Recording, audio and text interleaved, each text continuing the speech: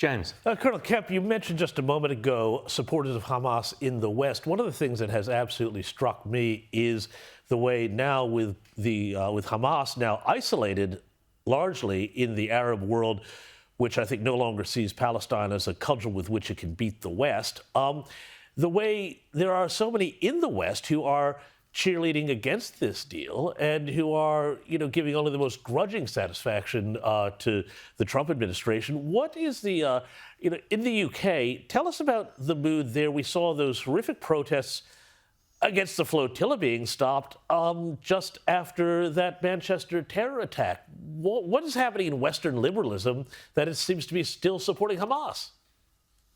Yeah, and I think the same is true in your government in Australia. The British government, under Keir Starmer, the Canadian government, the French, they've, as you all know, they've recently recognised a non-existent and never going to exist Palestinian state, and of course that was welcomed by Hamas. Hamas praised your prime minister, they praised our prime minister and the other world leaders for going along with this so-called two-state solution. So our governments have been encouraging it, really encouraging it. And I think we saw the breakdown of a previous negotiation over hostage release as a direct result of the decision taken certainly by Keir Starmer and Macron to announce at least their intention to go along with a two-state solution. So we've seen frightful appeasement of Hamas. We've seen demands made against Israel to stop defending itself, while no demands have been made against Hamas. So I think they have marginalised themselves in many ways. People like Albanese and Starmer have marginalised themselves in the stance they've taken, because the entire Arab world, as we've said, most of the Muslim world, pretty much, has come out against Hamas and really against what Albanese, Starmer, etc. have been doing and trying to do themselves in relation to the Middle East. They've become non-players now as a result of this. Well, Richard, I said you had a great sense of humour, so I'm going to tell you a great joke.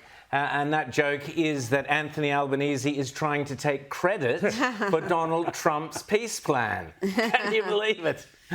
He's actually... That is a great joke, and I wouldn't believe it except for the fact that we've got the same over here with Mr. Starmer doing the same thing. I think it's an infectious humour that we're seeing. Exactly, lefty humour. I want to just quickly, Richard, ask you, you mentioned the split, if you like, in Hamas. I can imagine that in Qatar, the multi-billionaires are sitting there probably going, OK, well, we've lost this one, we want to survive.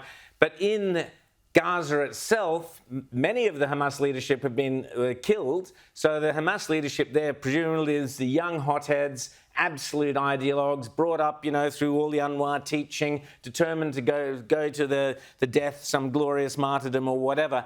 So Israel will presumably, if this thing falls over, which I'm sadly anticipating it will, is going to have to move very, very fast to get in there and finish the job. Is that kind of how you see things playing out if Hamas don't come through?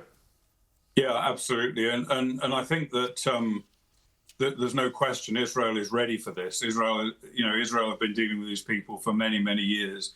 They understand the way this works. They're not going to pull out until they've got what they need, really. And particularly, they're not going to pull out anywhere, really, until all the hostages have been released.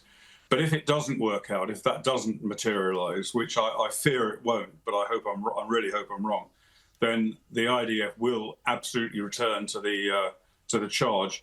And Hamas really in Gaza have two options. They can either surrender the hostages, lay down their weapons, melt away into the background, or even leave Gaza, or they can keep fighting and get killed, because that's what will happen. They will die or be captured if they carry on fighting. And one other point I think to be aware of is that there seems now, in the last day or so, there seems to be a stronger uprising among one or two of the clans inside Gaza, the non-Hamas clans against Hamas. And I think quite a few Hamas terrorists have been killed in the last 24 hours or so by some of these people. So it may be that we're seeing some of the non-Hamas elements in Gaza getting hope that they're going to have this war stop, seeing the resistance by Hamas and taking things into their own hands as well, which might help push things in the direction that we need them to go in. Not before time, one might have thought. Richard Kemp, Colonel Richard Kemp, always great to chat to you. Thanks so much for coming on Outsiders.